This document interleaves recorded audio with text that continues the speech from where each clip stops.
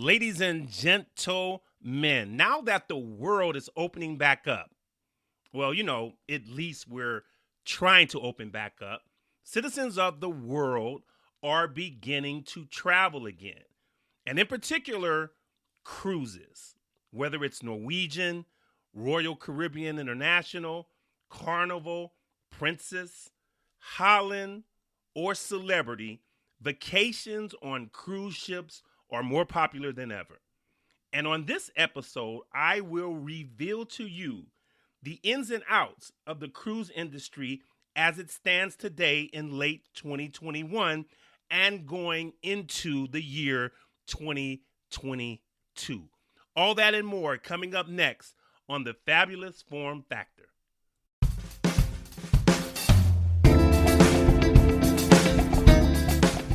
Want to hear something fabulous?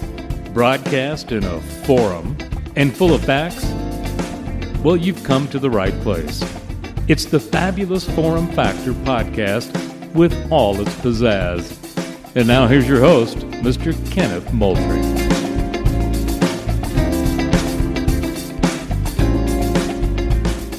Good morning, good afternoon, good evening, ladies and gentlemen, and welcome to the Fabulous Forum Factor here on this Friday, October 15th, 2021.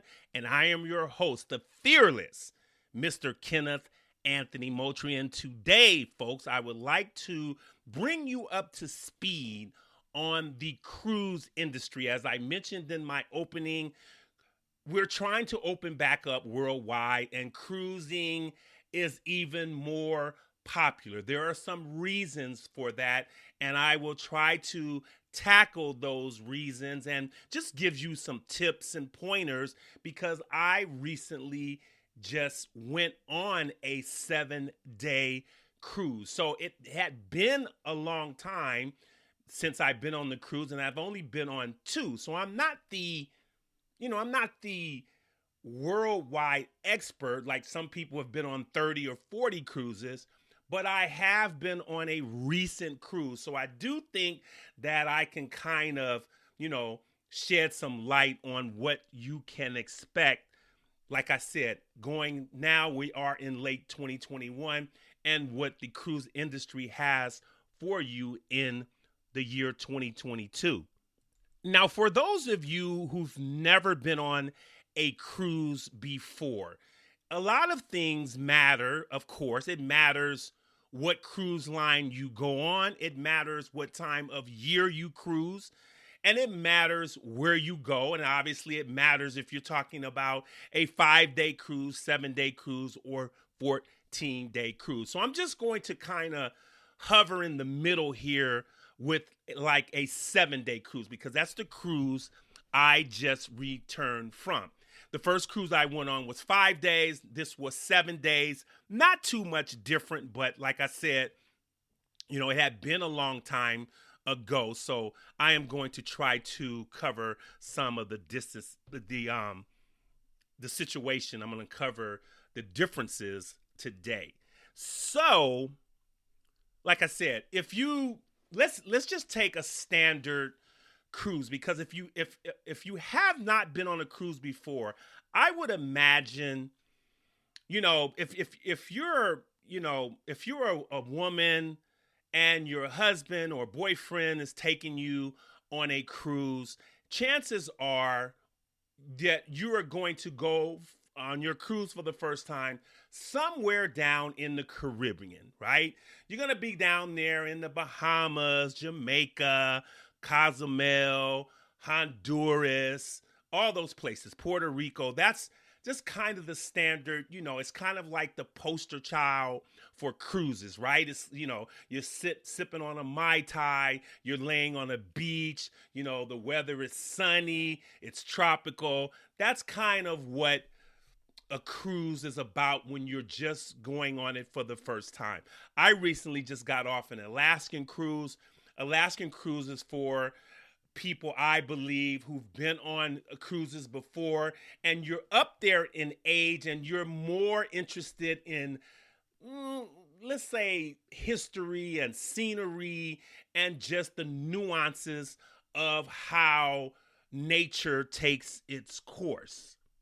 So like I said, let's focus on a 7-day cruise to the Bahamas or somewhere down in the Caribbean. Now,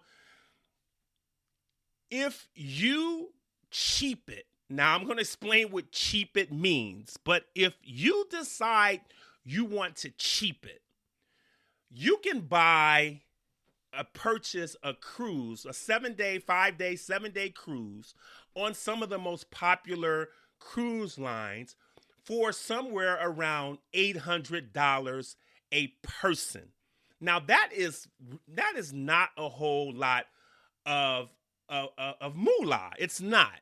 Now, obviously, I'm not going to include, like say if you're coming from California, New York, or somewhere where you have to hop on a bird. I'm not including the airfare, so that's something you have to, navigate yourself. But just the cruise itself, you can get away with $800 base price, and what I call cheaping it. Now, I'm going to get into that right now. So, obviously, if you pay $800, that's really not all you're going to be spending, because there's a lot of other things that you're going to want to do when you go to these different ports and whatnot. There's going to be things on the ship that you're going to want to buy. There's going to be some upgrades and things like that. But there are some people, believe it or not, who just pay the base price and just cheap it. They just go standard the whole way, and they're getting away with under $1,000. Now, here comes some of the things that you can expect. Remember, I think I'm talking to people more who have not been on a cruise in a long time or who have never been on a cruise. If you like listening to me, I really appreciate it. If you've been on 30 cruises or 20 cruises, you know a whole lot more than I do. And once again, I appreciate you listening to my episodes of the Fabulous Form Factor. But hopefully I can shed some light on individuals who've never been before or who have not been in such a long time. Now, when you first book your cruise, folks, I would suggest, let's just say you're going on Norwegian, like the cruise line I just went on. Let's say you're going on Norwegian, and obviously, something is probably going to take you to their website. You're going to think to go to their website, and that's fine to compare. But I would also look at Travelocity or either Orbitz or something like that, because with myself, I've been using Travelocity a lot. I use it for car rentals. I use it for cruises.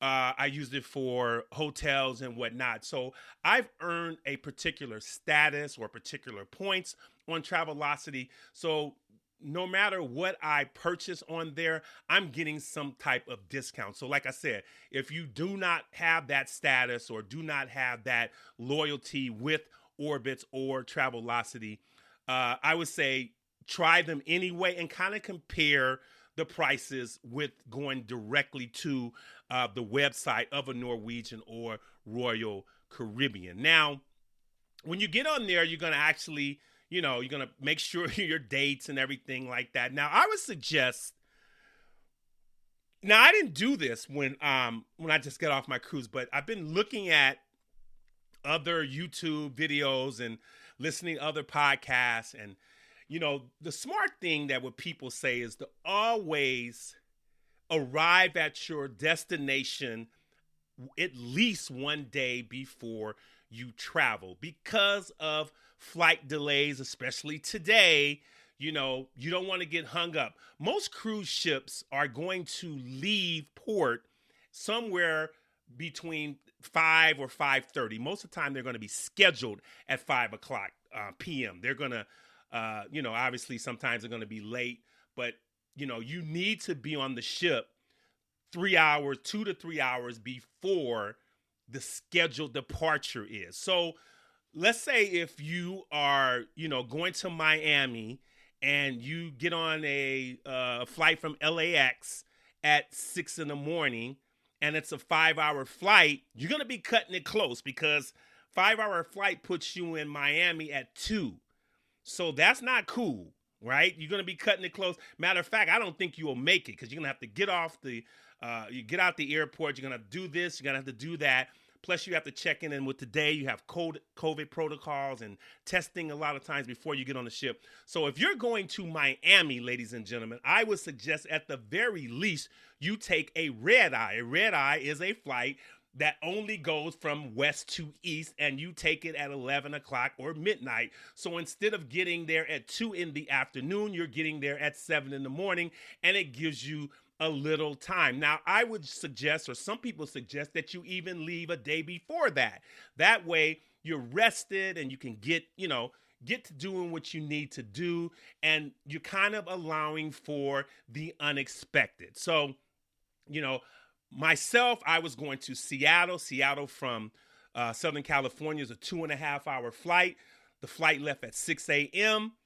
I'd been checking the status of the flight, that particular flight, every single day for 3 weeks before I left. And they were always on time, even 90% of the time, leaving 15 minutes earlier. So I wasn't too worried about a 2.5-hour flight in the same time zone going up to Seattle. So, got up to Seattle at 8:30 that particular morning.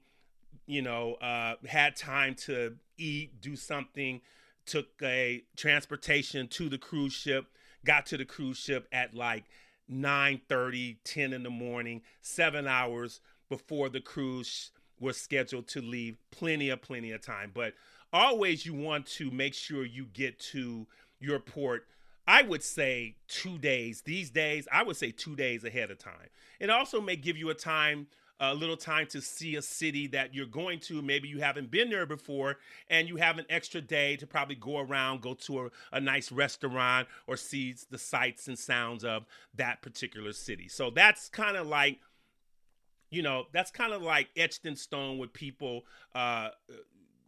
cruisers professional cruisers, I should say, that, they say get there at least 2 days before, your scheduled departure. Now, before you leave these days, right, everybody's expected to have a cell phone. Everybody's expected to have access to the internet. So before you leave, most times your cruise ship is going to have somewhere between a 10 and 15 questionnaire or checkpoint that you have to do online so you can print your boarding pass before you even leave your house. So a lot of it is going to consist of, uploading a copy of your driver's license, uploading a copy of your vaccination card, because the cruise ship I went on, Norwegian, required that everybody not only be fully vaccinated, at least 15 days prior to leaving. Plus, we were administered another test an hour before we actually boarded the vessel. So remember that every cruise ship is different. Check your cruise ship and their stipulations about COVID now that we're going through that, and make sure that you know exactly what you need to do before you get there. So like I said, you're online, you're uploading your driver's license, you're uploading your vaccine card. You're going to have to upload, obviously, some sort of a payment card, credit card, debit card, whatever, because you're not going to be able to use your physical debit card on the ship. You're going to have to they're going to turn that into what they call a room card or a C card, and everything will be charged to your room and on that particular debit card or credit card that you have put there online. There's also now a little more quicker way to kind of view a video. They have obviously when you get on the ship, for those of you who don't know, you have to report to what they call a muster, M-U-S-T-E-R. It's a military term. It's a muster location to safety in case there's an emergency, and depending on where your room is, what part of the ship it's on, you will be directed to go to this particular area or that particular area. But now, especially on Norwegian, we were all able to look at a video online, and you had to look at the whole video because when you sign in on the website, they give you already have a reservation number, so they know if you're looking at the video or they know if you viewed the video, and so therefore you have to look at the whole video. At least you have to run it.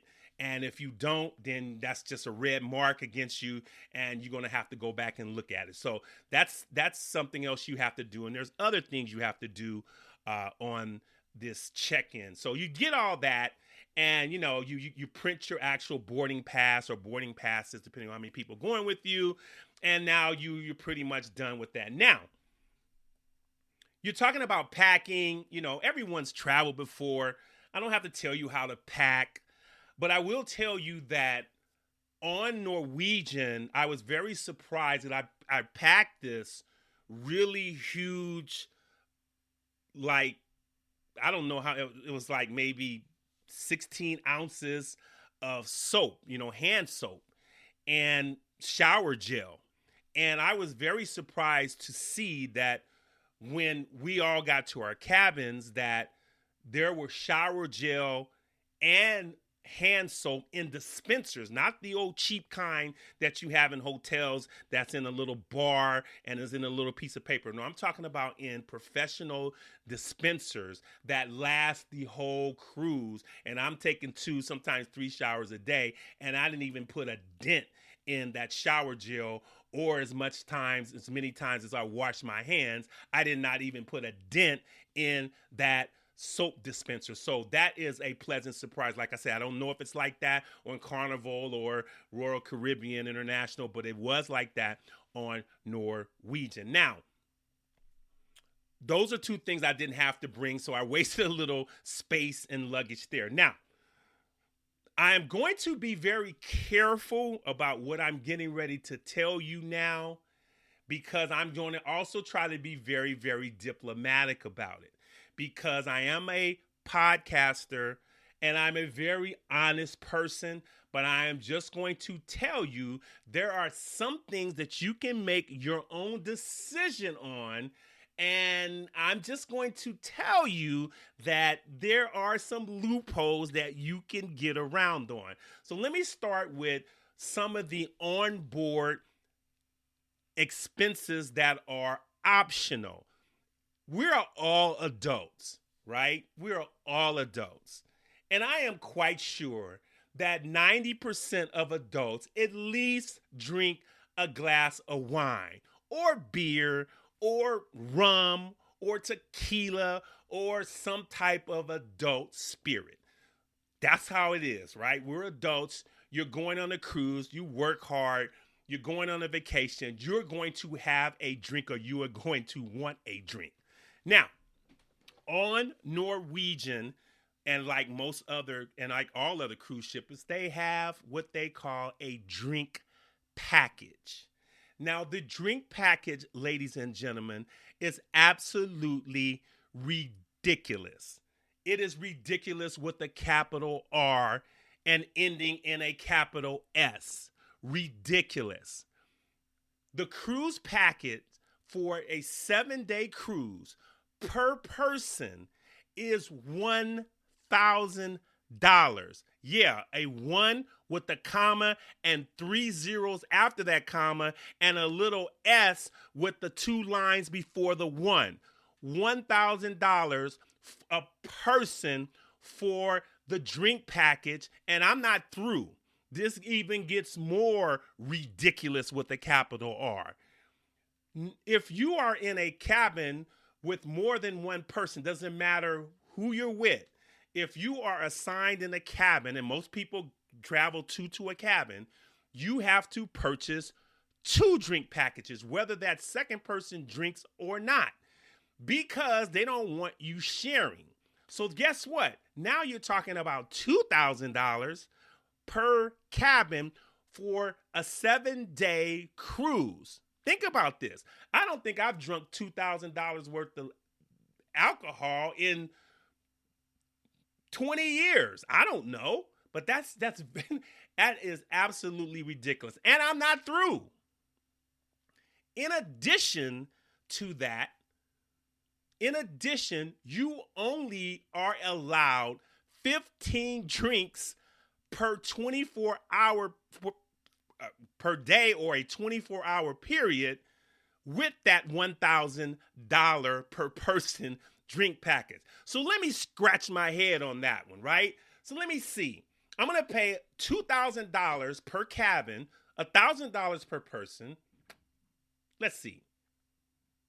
I am going to now be limited to 15 drinks a day.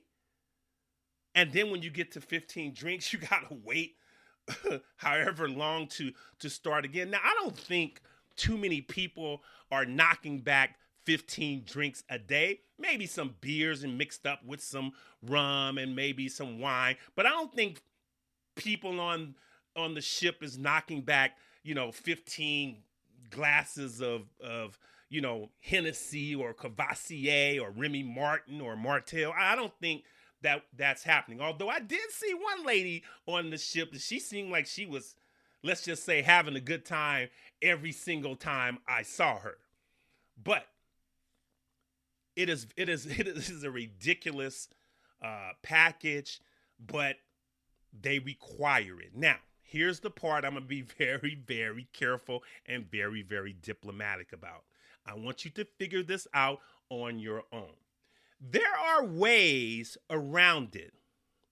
There are ways to maybe, let's just say, bring your own alcohol on the cruise ship. Now, before I get into that, I do say that you can bring, as far as Norwegian is concerned, you can bring up to, actually you can bring as many bottles of alcohol that you want, literally, but you have to pay $15 to $20 per bottle that you bring.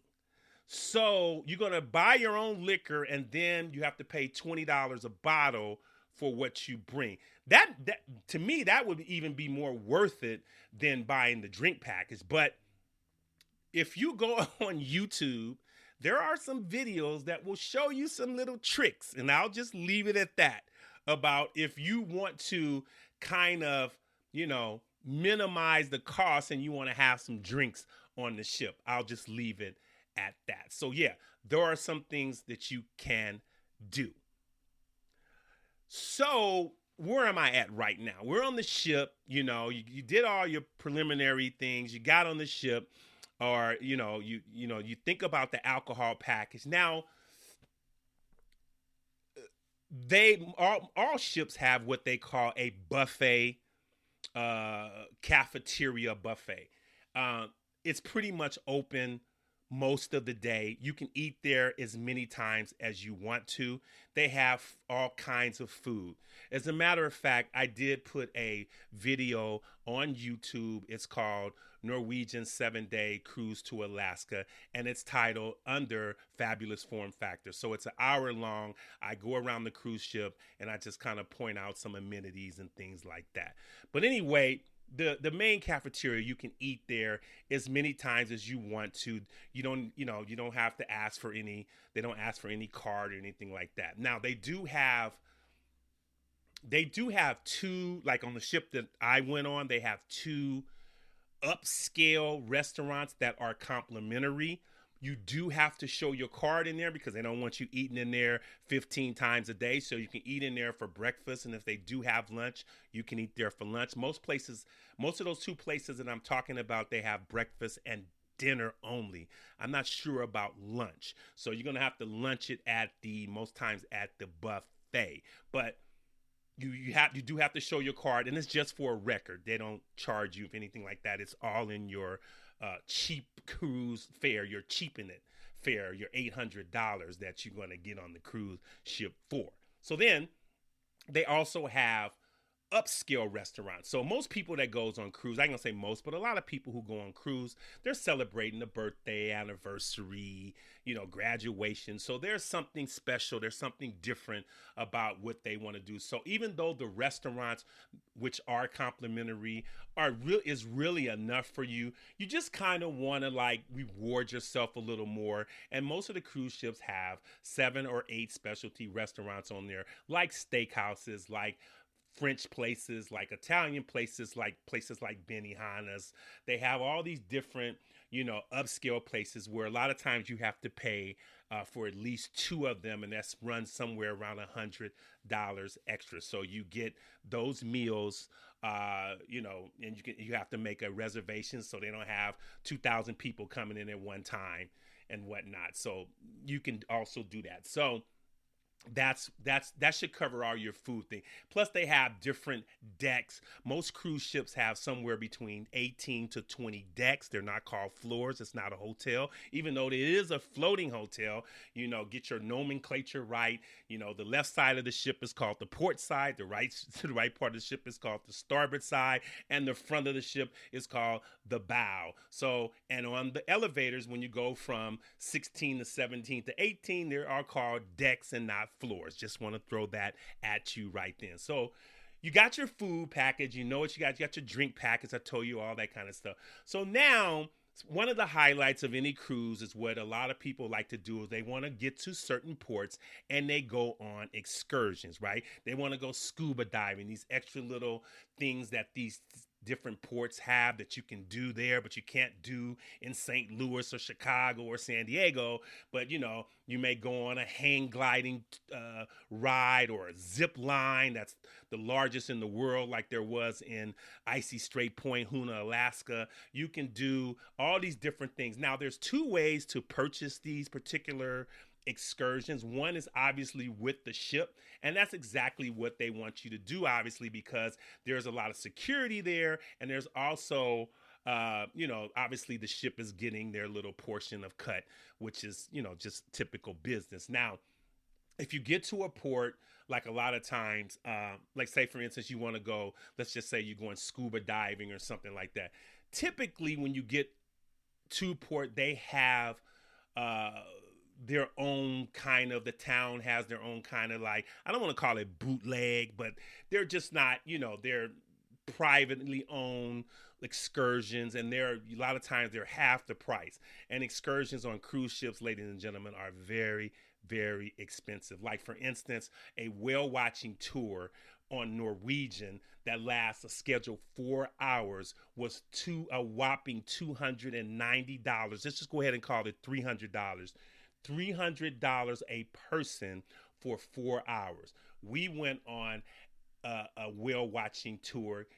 We saw whales, we got videos of whales, we got photos of whales, we got sounds of whales, and it was $125 a person. Now, there are risks to the privately owned get-ups and whatnot, and the ship a lot of times will, let's say for instance, if you go on an excursion and it's like a couple of hours or hours away from the cruise ship, because when the cruise ship docks, ladies and gentlemen, you're going to have somewhere between 7 to 9 hours to do what you want to do, although protocol calls for you to be back on the ship somewhere between 2 hours before scheduled departure, almost like you do when you initially depart. So you really don't have 9 hours. You more like have 5 hours. So a lot of times if sometimes if it's happened before where people will buy an excursion from the town instead of the ship, and they go out and let's say the bus breaks down or the boat breaks down or something like that, and they have trouble getting back or they don't get back, the cruise ship will not wait for you. You're going to have to get back on some type of the Batcopter or something like that, or some kind of Mission Impossible rope to get you back to try to catch up with the cruise or meet it at the next port. So if you buy the excursion on the cruise, you are guaranteed that if something happens to your secondary transportation, then you will be able to, they will actually wait for you, and you're covered that particular way. So on board the ship, I've talked about excursions. I've talked about things you have to do before you get on the ship. I didn't really talk about things you have to pack, but everybody's traveled before. Pack something. You want to pack something dressy because you want to dress up a couple of times. When you're on the ship.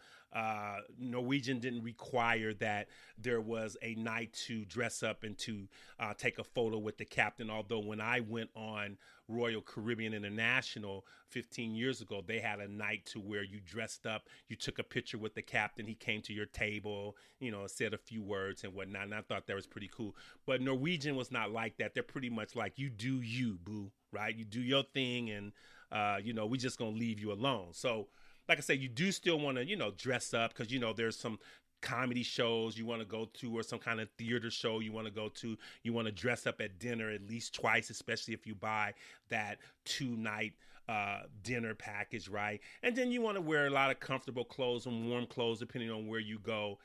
And that's just typical stuff. Like I said, I didn't want to cover a lot of that. Everyone knows how to travel. They've traveled before. And so, yeah, that's what you need to do. I would say just pack enough clothes to change at least twice a day, maybe even 3 times a day. So, 7 days, I would bring, I would bring somewhere around, 10 or 11 pair of trousers and, bunch of T-shirts. A lot of cruise ships have laundry service on board, which costs an arm and a leg. They might even wash your arm and a leg for what they are charging you. So I would suggest that you bring a lot of comfortable clothes because you're actually going to be on the ship more than you will be on land. You're going to be cruising at least 2 days before you get to your first port.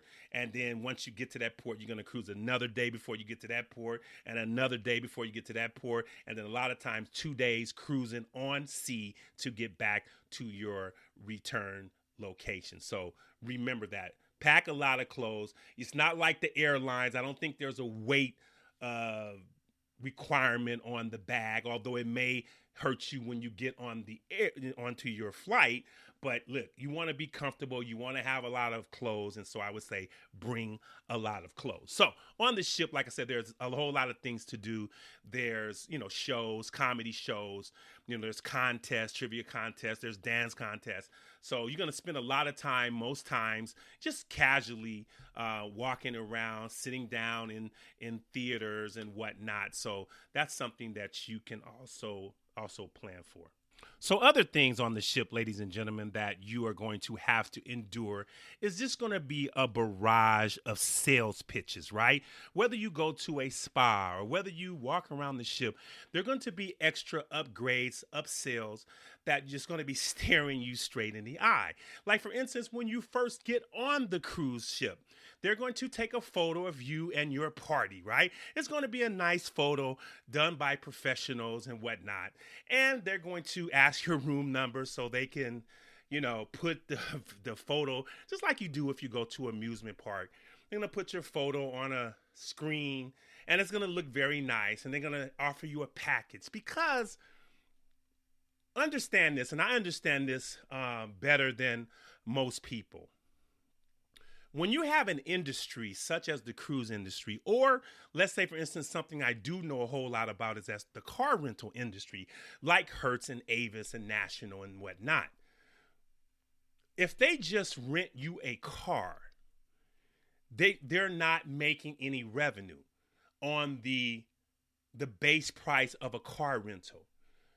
How car rentals make their profit is by upselling you the fuel, the loss damage waiver, the insurance, the collision, the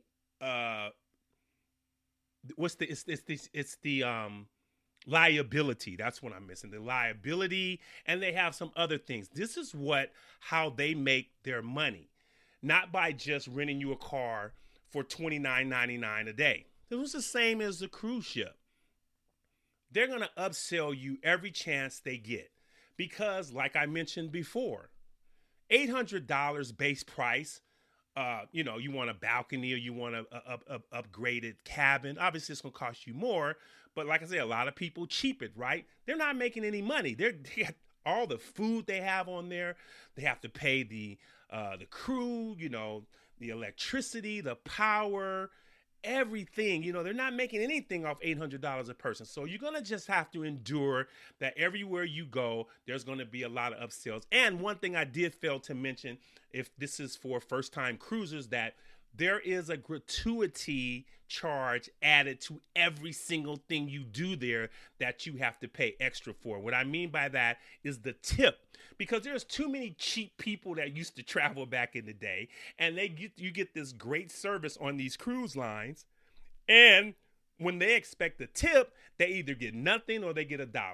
So the cruise industry scratched their head and they said, how can we do this? Let's just go ahead and put it in the price, the gratuity charge, right? So they came up with 18%. So anything that you do, if you go to the bar and you buy a drink, if you go to the spa and get a treatment, if you go to the extra candy and ice cream shop, everything that you do when you give them your C card or your room card will be added an 18% gratuity charge. I failed to mention that. I know a lot of you know that, but then people who have not been on a cruise or have not been on a long time may not know that. So remember, that is coming down the pike at you too. So you're on the ship and you're doing all these things. I've told you about excursions. I've told you about the food. I've told you about the entertainment on the ship. A lot of that is really fun. Every ship has a swimming pool. I would say bring some water shoes and bikinis for women and, some, water shorts for guys and t-shirts, all that kind of stuff. So like I said, you're going to be cruising a lot at sea. You're going to be on the ship a lot. So I think I pretty much covered just about everything. You can take really good photos with your cameras. Cameras are on phones now are upgraded. So, I would go by the photo shop on board and look and see if it's worth it. Like I say, if it is a special anniversary, you may have allotted for a little bit more spending and whatnot, or birthday or some kind of special birthday. So, I get that. And it's not going to be for everybody to try to cheap it, but, try to weigh the evidence against what you can and what you want to spend. And like I said, you may go to the Photoshop and see something you like. But I will tell you that those photos are very, very expensive. So I would just pretty much allot for that. And also, another thing that I learned from this particular cruise is that this cruise was planned like 2 months in advance, 3 months in advance. I would say plan your cruise at least, if not 2 years in advance. And that way you can pay into it, not just for the base price, but some of the excursions you may want to go into. If you have 2 years to pay for something, it's going to affect you less 2 years later than it would if you plan everything 2 to 3 months before you leave. So you don't have to worry about things you've already paid for it a year ago. And that's just kind of like, I heard that before. And, like I say, this came up, but like I do vouch that it is best to plan for your cruise at least 2 to 3 years in advance. And some people even plan 4 to 5 years in advance. Hence, one of the stations on board, especially the cruise ship I went on, was called Cruise Next, N-E-X-T. That means they had a station for your next cruise, whenever it is going to be. Want to know why? Because they know that you are fired up. Boom, boom, fired up. Say boom, boom, fired up. They know you are fired up. You on the cruise, you got the best food, you got the best service, you've been to these excursions, it's, you just sailing on the water, you having your drinks and everything like that. They know that whether it's 2 or 3 years down the line, that you are more conditioned now to go to that station and say, let me look at some more cruises in the future.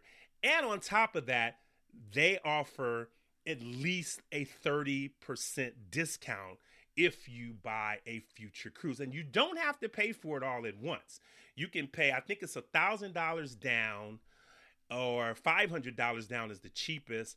And then, you can pay into it however you want to. Of course, if you put the minimal down and you're paying for it, you're planning to go 2 or 3 years down the line, it really doesn't matter what you put into it. You want to put something admirably into it. So like I said, you can get that paid off for and start paying for other stuff that you want to do. So when you get to that particular point in that cruise 2 to 3 years later, it won't be such a burden on your pocketbook or your wallet. So ladies and gentlemen, I think I am going to end this episode. I am now trying to think before I sign off, is it something important I forgot or I left out? And at this particular second, I cannot think of it. So if I do think of something and it is an abundance of information, I'll do a part 2, I promise you, on this. But I don't think that I left out anything important. And if I did, I don't think it's much. So let's just leave it right here for right now. So I want to thank you once again for listening to this episode and all my episodes I produce of the Fabulous Forum Factor. Check out my video on YouTube about the cruise that I just got off of. Once again, it's named 7-Day Alaska Cruise.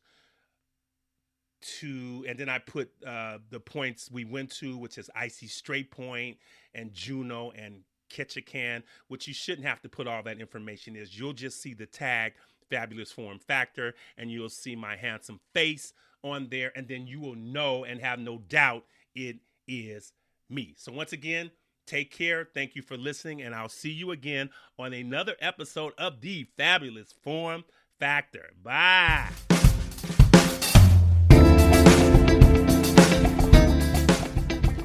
Were you entertained? Were you informed? If the answer is yes to both, please tune in again next time to the Fabulous Forum Factor and all its facts with Mr. Kenneth Moultrie.